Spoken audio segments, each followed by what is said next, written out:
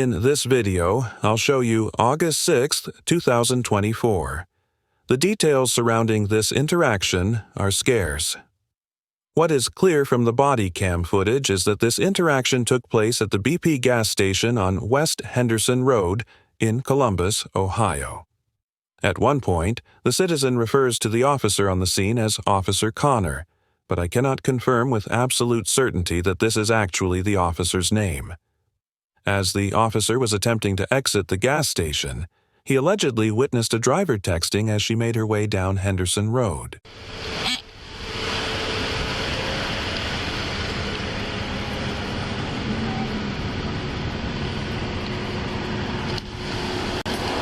I'm watching you drive all the way up the street with your head buried in the phone. All the way up the street. No, it was not. Okay.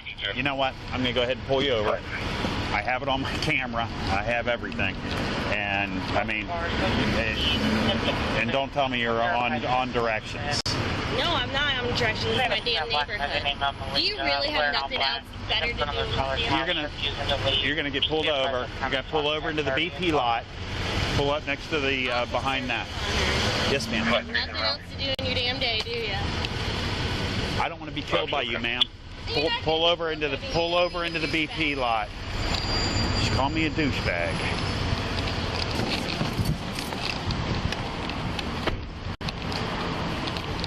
Take your picture in case you wrangle me to the ground with police brutality. I need your license, your registration, and insurance.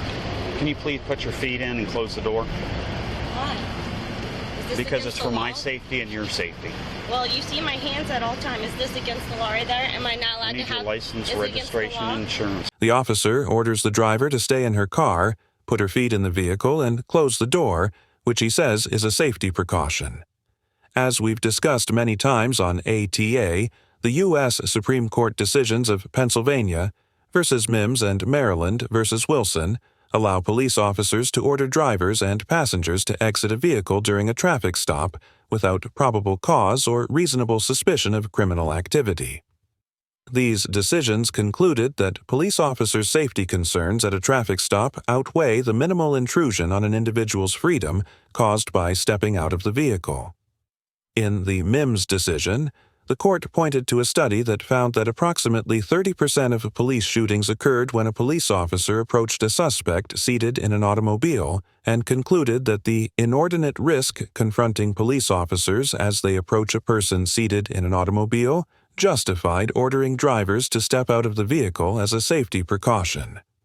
The Wilson decision expanded on Mims to allow officers to also order passengers out of a stopped vehicle.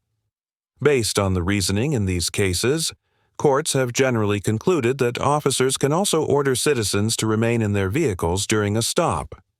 For example, in the 1997 case of United States versus Moorfield, the Third Circuit Court of Appeals held that, quote, just as the court in Wilson found ordering a passenger out of the car to be a minimal intrusion on personal liberty, we find the imposition of having to remain in the car with raised hands equally minimal.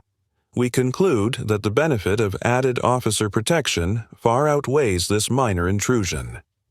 Based on the previous court decisions on this subject, a court would likely determine that the officer's order to remain in the car with the door closed was lawful.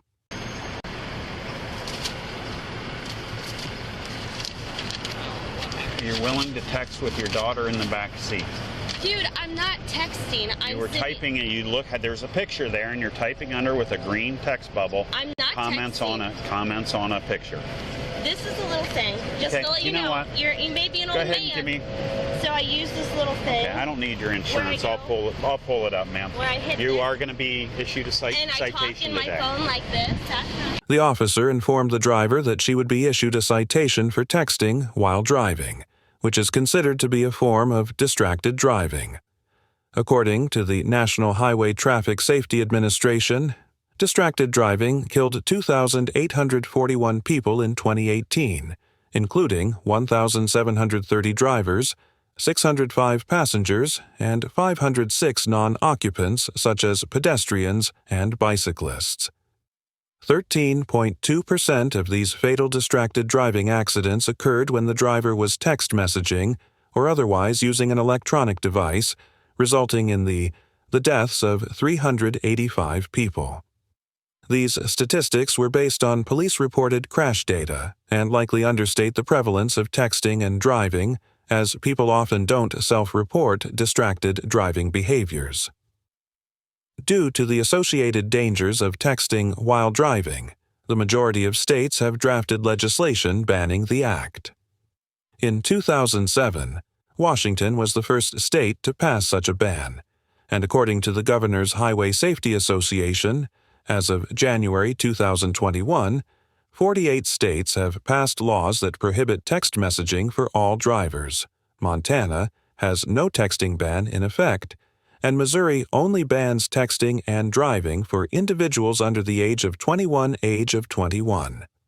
Section 4511.204 of the Ohio Revised Code prohibits any individual from driving a motor vehicle while using a handheld electronic wireless communications device to write, send, or read a text-based communication. However, Ohio law defines texting while driving as a secondary offense, which means that the police can't stop individuals solely for texting while driving. The statute states that an officer cannot conduct a traffic stop for the sole purpose of determining whether a texting while driving violation has been or is being committed, or for the sole purpose of issuing a ticket, citation, or summons for a violation of that nature.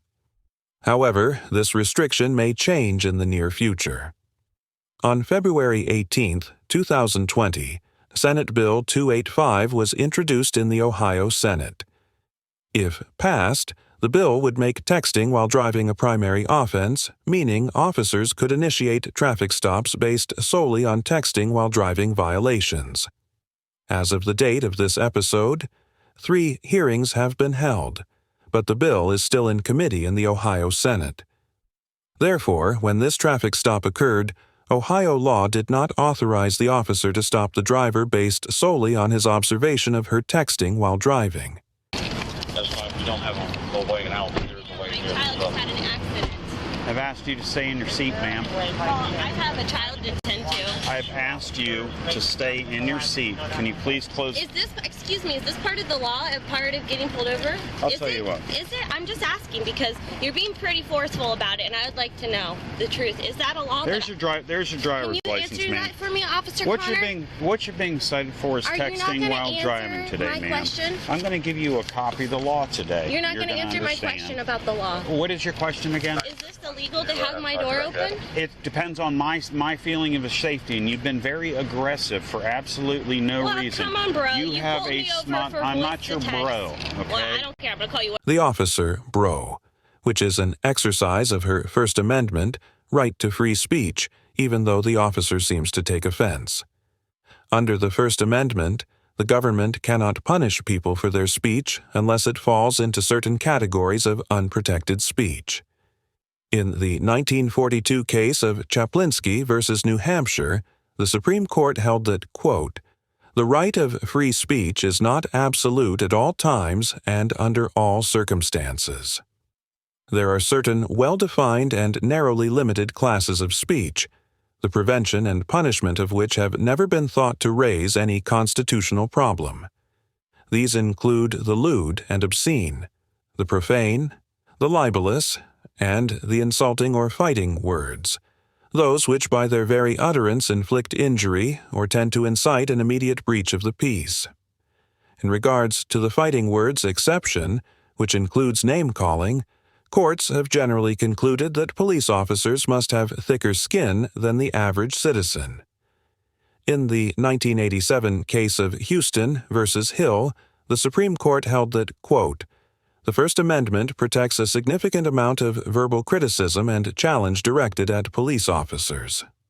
Speech is often provocative and challenging, but it is nevertheless protected against censorship or punishment, unless shown likely to produce a clear and present danger of a serious substantive evil that rises far above public inconvenience, annoyance, or unrest."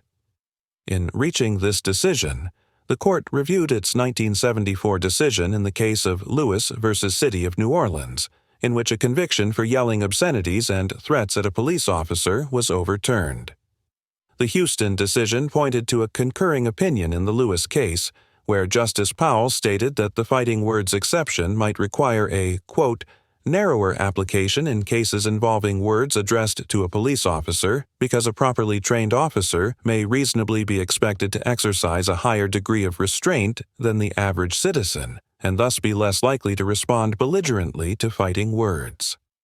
In this situation, a judge would likely determine that the driver's speech did not constitute fighting words, but her words also would not present her in the best light if she chose to contest the citation. Your small child is dependent on you, and their life is in danger. Their life is in danger because of what you're doing.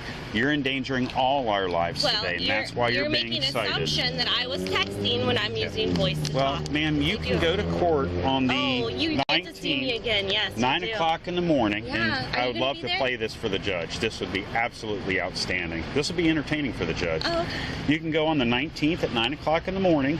This address, courtroom 1B, to plead not guilty in front of a judge. Sure. Your second option, you can actually pay for it in person downtown. Butterfingers, making us all unsafe on the road. I'll tell you what, you know what? Are you going to stop the traffic? I'm going to go ahead and give you a copy of the law today. I don't even need you to sign this. I'll go ahead and say unwilling. No, don't do that in my car, please. Excuse me, that's my property. Do not do this on my property. Unwilling. Do you have any questions for me today, ma'am? Plenty of questions. There you go. Are you going to stop the traffic so I can take Okay, a if you left don't out want of it, here? Not a chance. Why? Do you have any other questions, You ruined ma'am? this, and you know Have a great day, You know ma'am. my daughter just had an accident? Well, at least she's alive today because of me. I'm a douchebag. Your Honor, I'm a douchebag. After issuing the citation and sending the driver on her way, the officer returned to his cruiser.